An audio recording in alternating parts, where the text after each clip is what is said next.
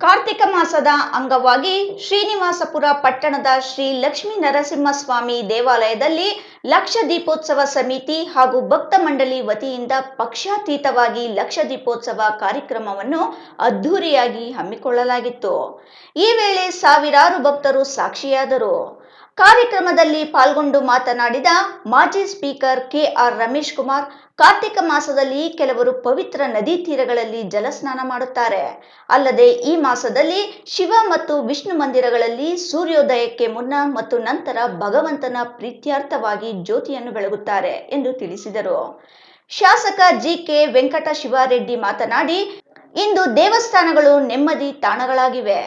ದೇವರ ದರ್ಶನ ಪಡೆದರೆ ಮನಸ್ಸಿಗೆ ನೆಮ್ಮದಿ ಸಿಗುತ್ತದೆ. ಲಕ್ಷ ದೀಪೋತ್ಸವ ಹಮ್ಮಿಕೊಂಡಿರುವ ಸಮಿತಿ ಹಾಗೂ ಭಕ್ತ ಮಂಡಳಿಯ ಕಾರ್ಯ ಶ್ಲಾಘನೀಯ. ತಾಲೂಕಿನಲ್ಲಿ ಉತ್ತಮ ಮಳೆಯಾಗಿದ್ದು ರೈತರಿಗೆ ಹಾಗೂ ಎಲ್ಲ ನಾಗರಿಕ ಬಂಧುಗಳಿಗೆ ಒಳ್ಳೆಯದಾಗಲಿ ಎಂದು ಹಾರೈಸಿದರು. ಶಿಥಿಲವಾಗಿರುವ ಯಾವುದೇ ದೇವಾಲಯಗಳಿದ್ದರೂ ಅದನ್ನು ಸರಿಪಡಿಸಲು ದಾನಿಗಳು ಇದ್ದೇ ಇರುತ್ತಾರೆ. ದಾನಿಗಳಿಗೆ ನಾವು ಸಹಕಾರ ನೀಡಲು ಸಿದ್ಧರಿದ್ದೇವೆ ಎಂದ ಶಾಸಕರು, ತಮ್ಮ ಅನುದಾನದಲ್ಲಿ 1 ಕೋಟಿ ರು ವೆಚ್ಚದಲ್ಲಿ ದೇವಸ್ಥಾನ ಜೀರ್ಣೋದ್ಧಾರಕ್ಕೆ ಮತ್ತು ಸರ್ವತೋಮುಖ ಅಭಿವೃದ್ಧಿಗಾಗಿ ಸರ್ಕಾರಕ್ಕೆ ಪ್ರಸ್ತಾವನೆ ಸಲ್ಲಿಸಿರುವುದಾಗಿ ಭರವಸೆ ನೀಡಿದರು.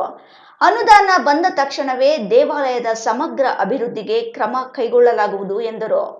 ಲಕ್ಷ ದೀಪೋತ್ಸವದ ಅಂಗವಾಗಿ ಬೆಳ್ಳಿ ರಥದಲ್ಲಿ ಶ್ರೀ ಲಕ್ಷ್ಮೀ ನರಸಿಂಹಸ್ವಾಮಿಯ ಉತ್ಸವ ಮೂರ್ತಿಯನ್ನು ವಿಶೇಷವಾಗಿ ಹೂವಿನಿಂದ ಅಲಂಕರಿಸಿ ವಿವಿಧ ಜಾನಪದ ತಂಡಗಳೊಂದಿಗೆ ಹಾಗೂ ಪಟಾಕಿಗಳನ್ನು ಸಿಡಿಸಿ ವಿಜೃಂಭಣೆಯಿಂದ ಮೆರವಣಿಗೆ ನಡೆಸಲಾಯಿತು. ಸಾವಿರಾರು ಭಕ್ತರು ಮೆರವಣಿಗೆಗೆ ಸಾಕ್ಷಿಯಾದರು. ನೆರೆದಿದ್ದ ಭಕ್ತರಿಗೆ ಪ್ರಸಾದ ವ್ಯವಸ್ಥೆ ಮಾಡಲಾಗಿತ್ತು. ಒಟ್ಟಿನಲ್ಲಿ ಪಟ್ಟಣದಲ್ಲಿ ಹಬ್ಬದ ವಾತಾವರಣ ಸೃಷ್ಟಿಯಾಗಿತ್ತು. ಪೂಜಾ ಕಾರ್ಯಕ್ರಮವನ್ನು ಅರ್ಚಕ ಸುಬ್ರಹ್ಮಣ್ಯಂ ನೆರವೇರಿಸಿದರು.